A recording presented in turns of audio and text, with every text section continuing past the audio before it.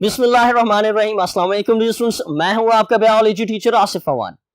Students, जैसा कि हम चैप्टर नंबर 13 को डिस्कस कर रहे हैं और इस चैप्टर के अंदर हम इम्यूनिटी को डिस्कस करेंगे। And now you are well aware that what is immunity.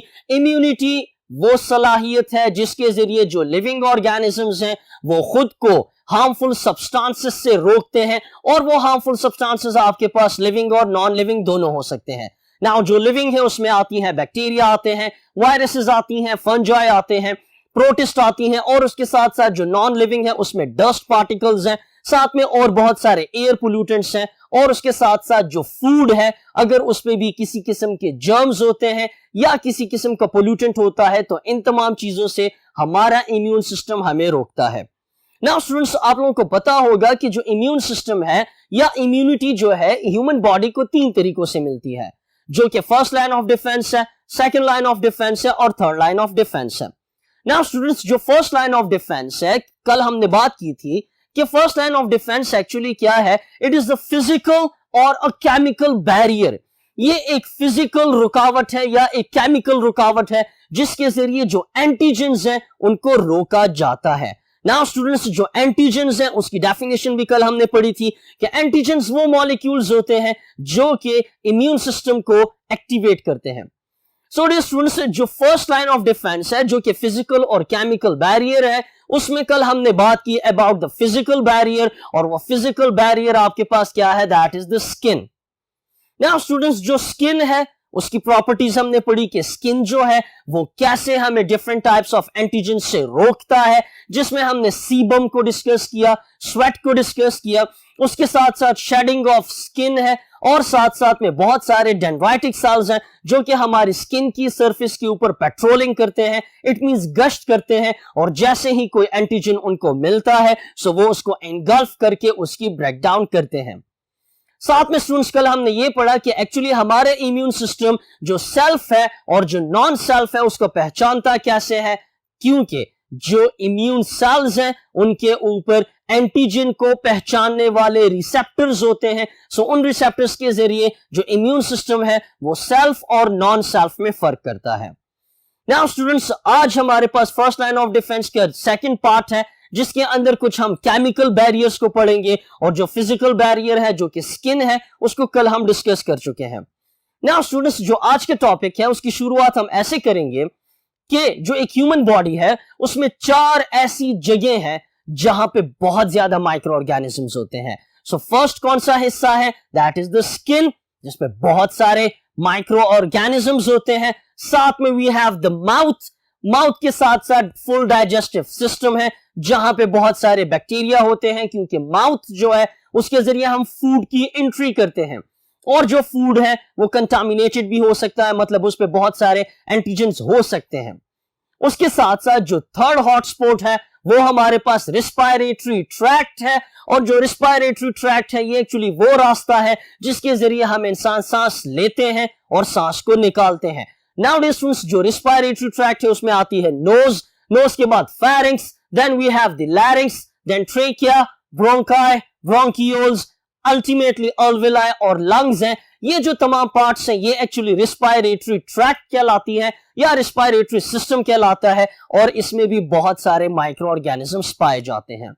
उसके साथ साथ डियर स्टूडेंट्स, जो फोर्थ हॉटस्पॉट है एक इंसान की बॉडी में जहां पे बहुत ज्यादा माइक्रो ऑर्गेनिजम्स हैं, that is the reproductive part of the female, कि जो फीमेल की विजाइना है वहां पे बहुत सारे बैक्टीरिया, वायरसेस और फंजाई हो सकते हैं।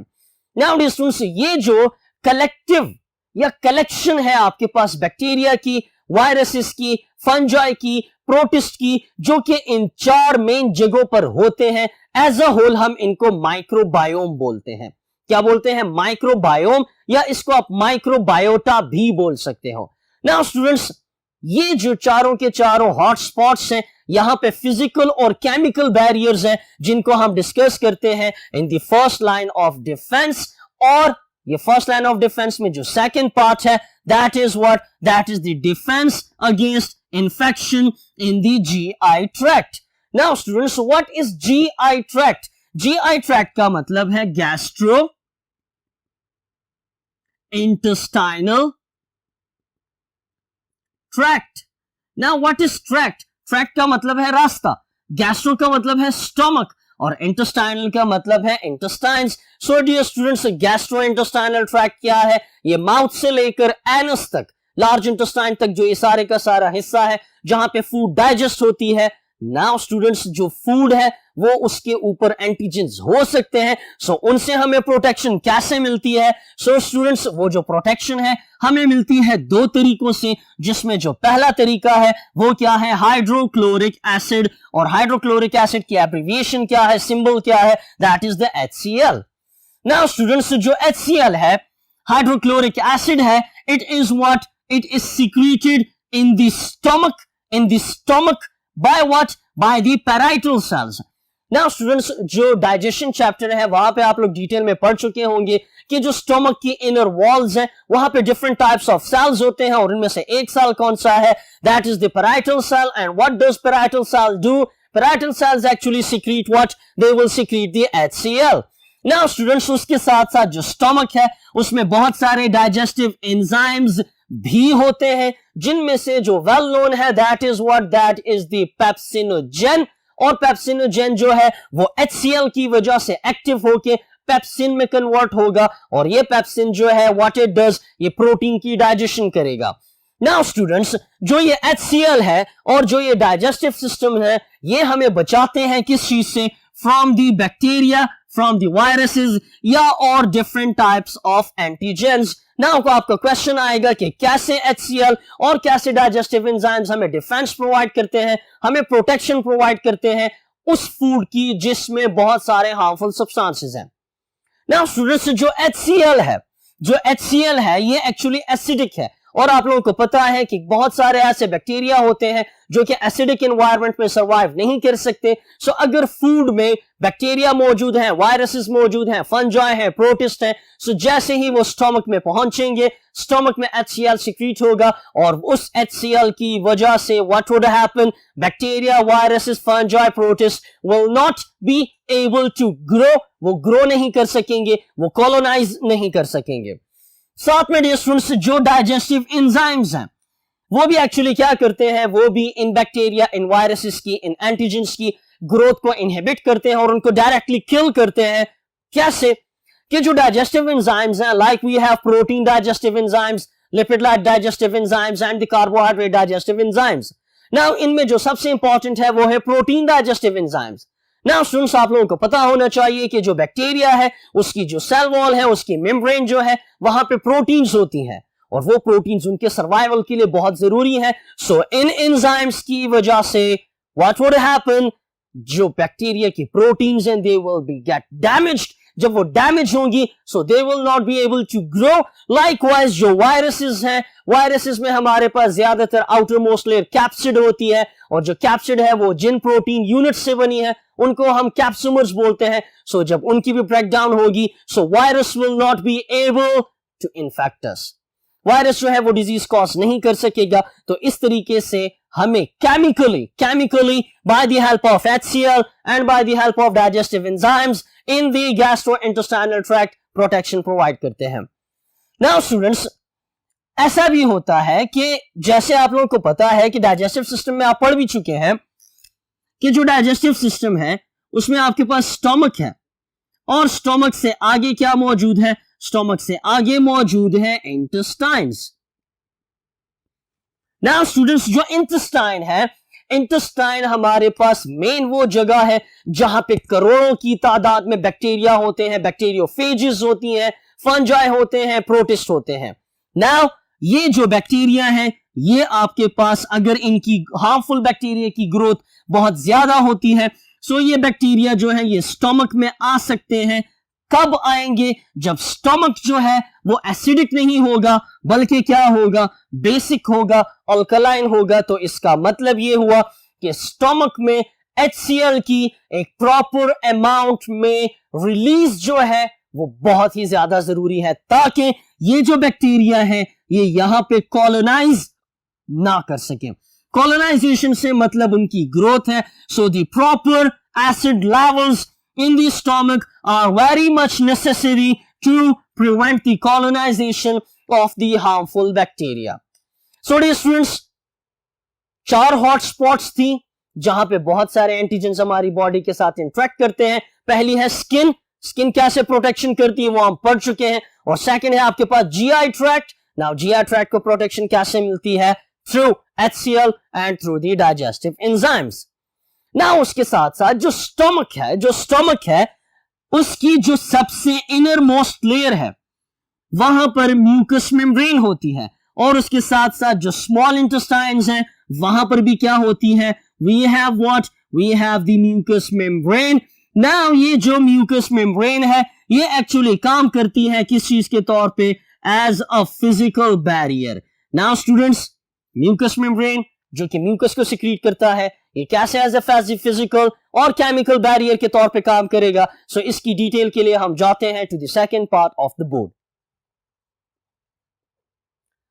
सो स्टूडेंट्स, जो फर्स्ट लाइन ऑफ डिफेंस है डाइजेस्टिव सिस्टम को 2 तरीकों से मिलती है। One is through the HCl and the second one is through what?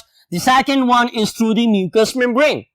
Now students, जो जीआई ट्रैक्ट है ये एक्चुअली कवर होता है internally by what? By a mucus secreting membrane, जो कि प्रिवेंट करता है entry of the antigens into the inner walls of GI tract and into the bloodline of the stomach intestine, जो कि स्मॉल और large दोनों हो सकते हैं।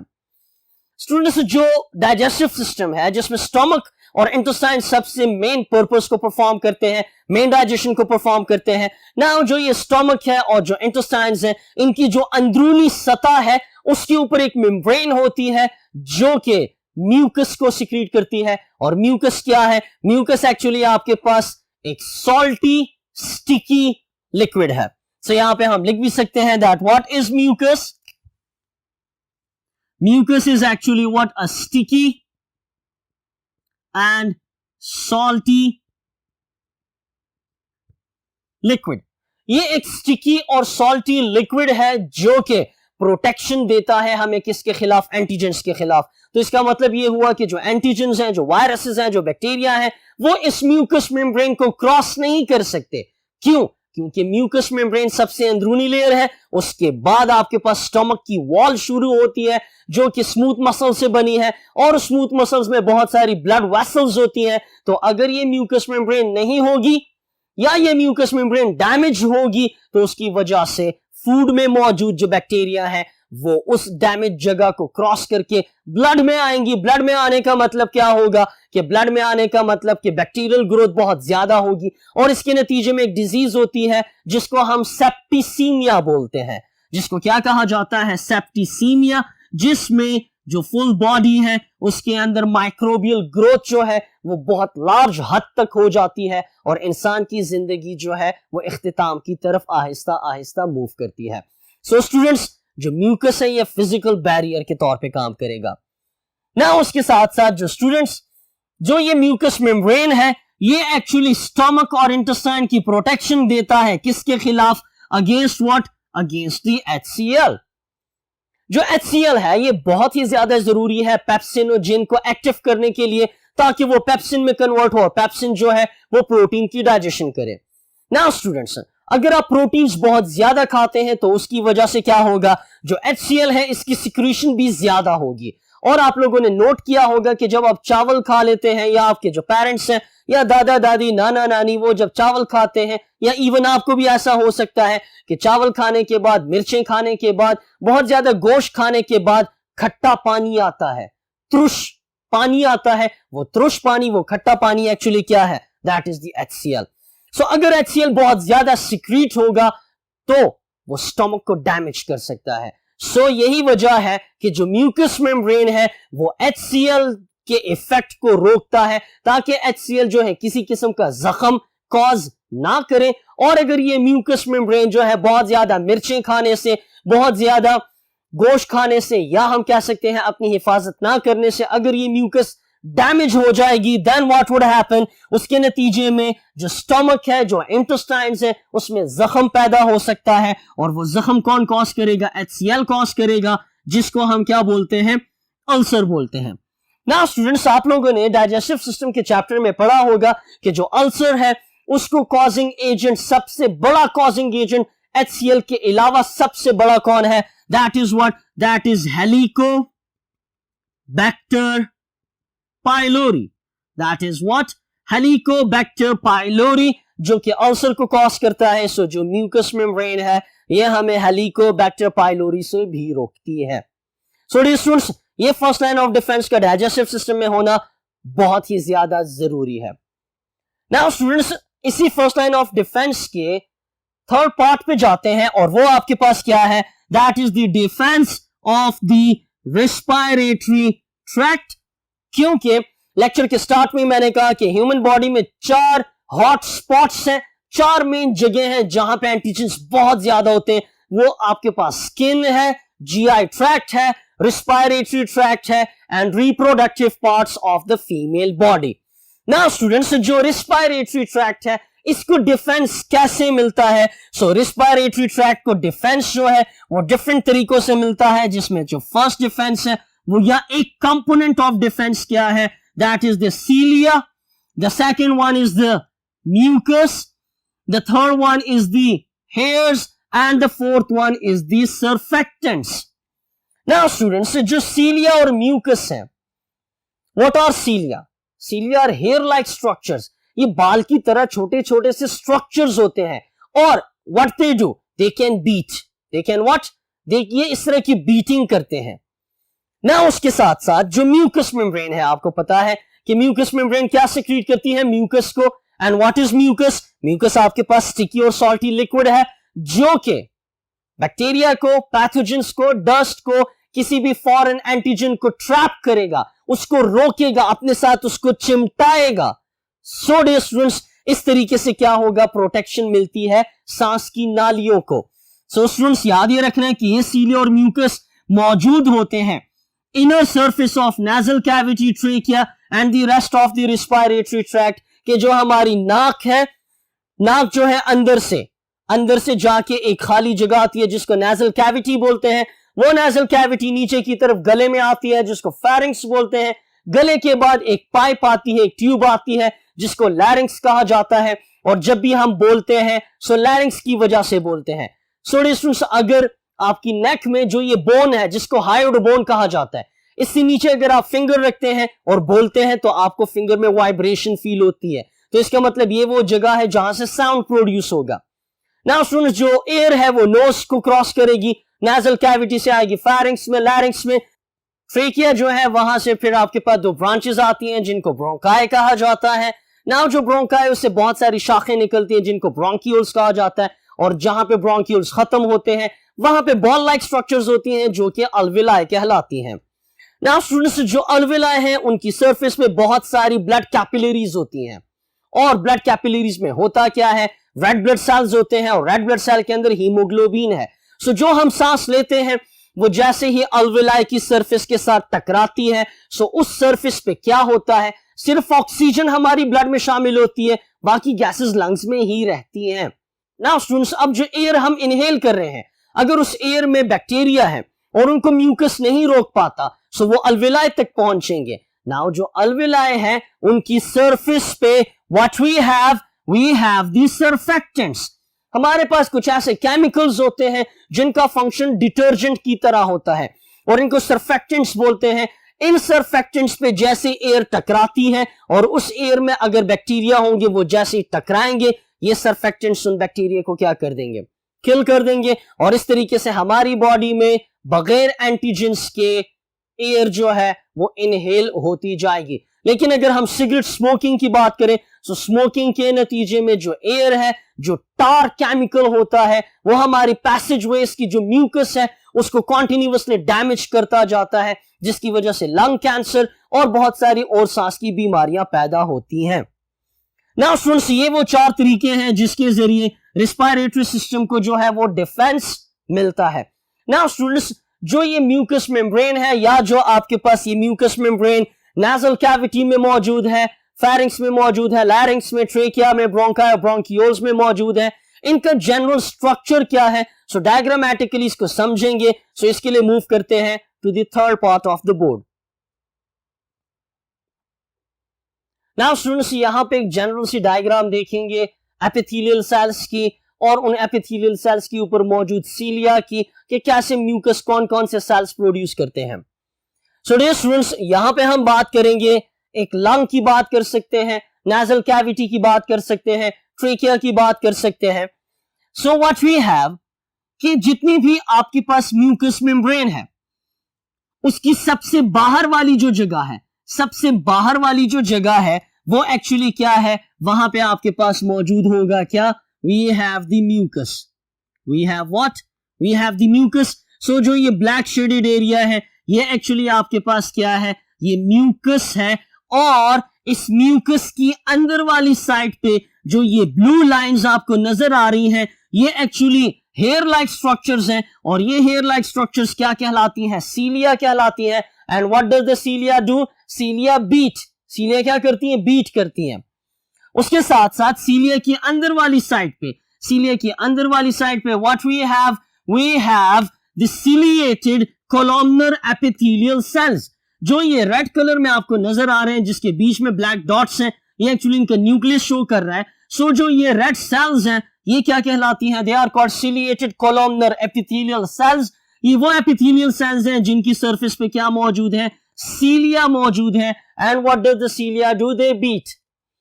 उसके साथ साथ इसी एपिथेलियल लेयर में कुछ जो सेल्स हैं उनको हम म्यूकस सेल्स बोलते हैं या इनको हम गॉबलेट सेल्स बोलते हैं। और गॉबलेट सेल्स को आपने याद रखना है as a MCQ. So what these goblet cells do, the goblet cells actually secrete the mucus. So जैसे ही ये गॉबलेट सेल्स म्यूकस बनाएंगे उस म्यूकस को बाहर की तरफ भेजा जाएगा और एपिथेलियल लेयर की सरफेस पे वो म्यूकस जमा होता जाएगा। उसके साथ साथ जो एपिथेलियल सेल्स हैं उनमें कुछ जो सेल्स हैं वो स्टेम सेल्स कहलाते हैं। नाउ स्टूडेंट्स, जो स्टेम सेल्स हैं ये वो सेल्स हैं जो कि रीजनरेशन में हेल्प करते हैं कि अगर किसी भी एंटीजन की वजह से एपिथेलियल सेल्स जो है वो डैमेज हो जाते हैं, सो उनको दोबारा रीजनरेट करना, उनको दोबारा से बनाना, नई पैदावार करना किसका काम होगा, इन स्टेम सेल्स का काम होगा। और ये जो स्टेम सेल्स हैं they can change into epithelial cells, they can change into the goblet cells, they can change into the mucus cells। क्योंकि stem cells जो है, यहाँ पे जो stem cells हैं, they are what, they are pluripotent। pluripotent का मतलब ये एक से ज्यादा type of cells में खुद को differentiate कर सकते हैं। उसके साथ साथ dear students, इस epithelial layer के नीचे क्या होगी, we will have the smooth muscles। और इन smooth muscles में क्या मौजूद होती हैं, इन smooth muscles में blood capillaries मौजूद होंगी, जो और साथ साथ में हम बोल सकते हैं ब्लड वेसल्स, इनको आप बोल सकते हो। ये जो ब्लड वेसल्स हैं इनमें ब्लड होगा, और जो ब्लड है उसका अपना टेम्परेचर होता है 37 डिग्री सेंटीग्रेड। तो इसकी वजह से ये जो सारी की सारी सरफेस है इट विल बी वार्मथ, ये गर्म रहेगी। तो अगर कोई एंटीजन आएगा हाई टेम्परेचर की वजह से it will be kill down, वो क्या हो जाएगा, वो मर जाएगा। जैसे सर्दियों में बात करें, सो सर्दियों में जो इन्फ्लुएंजा वायरस है वो काफी ज्यादा लोगों को इफेक्ट करता है। सो खुदा न खास्ता अगर वो बॉडी में चले जाते हैं, so we have what, we have the blood जो कि इनर वेसल्स में मौजूद होती है, जिसकी वजह से जो सरफेस है वो गर्म रहती है, और उस गर्माइश की वजह से बहुत सारे एंटीजेंस जो हैं वो सर्वाइव नहीं कर पाते। तो याद ये रखना है कि ब्लड वेसल्स भी जो कि टेम्परेचर क्रिएट कर रही हैं, हीट क्रिएट कर रही हैं, ये भी हमें एक लिहाज से डिफेंस प्रोवाइड कर रही होती है। नाउ स्टूडेंट्स, जो ये म्यूकस है what it will do, mucus will trap the dust particles, the bacterias, the viruses, the protozoans, the fungal spores, इन तमाम चीजों को जब ये म्यूकस ट्रैप करेगा। सो फॉर एग्जांपल हम ट्रेकिया की बात करें, सांस की नाली की बात करें, सो अगर ये आपके पास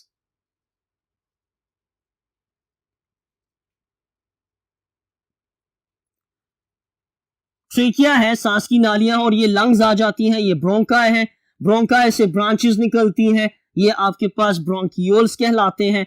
और इन ब्रोंकियोल्स की जो एंड्स हैं वहां पे बॉल लाइक स्ट्रक्चर्स हैं जिनको अल्वेलाई कहा जाएगा। नाउ स्टूडेंट्स, आपके जहन में क्वेश्चन आ जाना चाहिए कि जो ये ट्रेकिया है इसकी अंदरूनी सतह पे म्यूकस मेम्ब्रेन मौजूद है, इसकी अंदरूनी सतह पे क्या मौजूद है, म्यूकस मेम्ब्रेन मौजूद है। और अगर कोई बंदा स्मोकिंग करता है या वो किसी डस्ट एनवायरनमेंट में है या बैक्टीरिया आते हैं, सो उन डस्ट पार्टिकल्स को ये म्यूकस क्या करेगा, ट्रैप करेगा, ये म्यूकस उनको रोकेगा। सो अब अगर एक बंदा जो है वो किसी पत्थर के कारखाने में काम कर रहा है, सो वहां पे डस्ट बहुत ज्यादा होती है, सो वो डस्ट जो है वो सांस की नालियों में जमा होती जाएगी और एक वक्त आएगा कि सांस की जो ये नाली है ये बंद हो जाएगी। इट शुड डू व्हाट, क्योंकि म्यूकस मौजूद है, वो उस गर्द को पकड़ रहा है, उसको ट्रैप कर रहा है। सो अंदर वाला जो डायमीटर है वो कम होता जाएगा और एक वक्त आ जाएगा कि सांस की नाली बिल्कुल ब्लॉक हो जाएगी। बट ऐसा नहीं होता। क्यों नहीं होता? ऐसा इसलिए नहीं होता कि जो ट्रेकिया है, जो ये विंड पाइप है, ये खुद को क्लीन करता है। कैसे? क्योंकि इसकी सरफेस पे क्या मौजूद है, एपिथेलियल सेल्स, जिनकी क्या मौजूद है, सीलिया है, और ये सीलिया क्या करते हैं, दे बीट। तो इस बीटिंग की वजह से क्या होगा, जो ये म्यूकस है ये स्लोली एंड स्टैडिली ऊपर आता जाएगा, ये स्लोली एंड स्टैडिली मूव करता जाएगा और जितना भी गंदा म्यूकस होता है, जितना भी गंदा म्यूकस है जिसने डस्ट पार्टिकल्स को रोका है, सिगरेट स्मोकिंग के पार्टिकल्स को रोका है, वो ट्रेकिया से जो म्यूकस है, गंदे म्यूकस को ऊपर लाएगा और आपके पास व्हाट वुड हैपन, जो गंद है वो एक्चुअली पहुंचेगा गले में। वो गंद पहुंचेगा कहां पे? गले में पहुंचेगा। नाउ स्टूडेंट्स, जब गले में आएगा सो वो जो गंदा म्यूकस है, जिसको आप बलगम भी बोल सकते हो, उसको आप या तो थूक की सूरत में गिरा दोगे या आप उसको क्या करते हो, निगल लेते हैं। सो निगलने के बाद जब वो म्यूकस होगा तो वो आएगा कहां पे? वो हमारे डाइजेस्टिव सिस्टम में आएगा। नाउ डाइजेस्टिव सिस्टम में ऑलरेडी HCl होता है, वहां पे भी म्यूकस मेम्ब्रेन मौजूद है, डाइजेस्टिव एंजाइम्स मौजूद हैं। सो तमाम का तमाम GI ट्रैक्ट जो है वो उस म्यूकस को बिल्कुल डिस्ट्रॉय करेगा एंड हमारी सांस की नालियां प्रोटेक्टेड रहेंगी। सो स्टूडेंट्स, ये था first line of defence in detail. Now students, आपके जहन में क्वेश्चन रह गया होगा कि हमने 4 हॉटस्पॉट्स की बात की थी कि इंसान के जिस्म में 4 ऐसी जगहें जहां पे एंटीजन्स आते हैं। स्किन, उसकी डिटेल पढ़ ली। रिस्पायरेटरी सिस्टम, डिफेंस ऐसे मिलता है। डाइजेस्टिव सिस्टम, GI ट्रैक्ट में डिफेंस कैसे मिलता है, वो second part of the board में पढ़ा। जो फोर्थ हॉटस्पॉट है, जो कि फीमेल रिप्रोडक्टिव सिस्टम है, उसकी प्रोटेक्शन यहां पे डिस्कस नहीं हुई है, बट याद ये रखना है कि उस जगह में भी म्यूकस मेम्ब्रेन होता है और वो म्यूकस मेम्ब्रेन फीमेल के रिप्रोडक्टिव सिस्टम को बैक्टीरिया, वायरसेस और different types of fungi like Candida albicans उससे महफूज रखता है। सो स्टूडेंट्स, ये थी आज के पास हमारी topic first line of defence, जो कि यहाँ पे कंप्लीट होती है। आपसे नेक्स्ट लेक्चर में सेकंड लाइन ऑफ डिफेंस पे बात होगी। सो तब तक अपना बहुत ज्यादा ख्याल रखिएगा। अल्लाह हाफिज।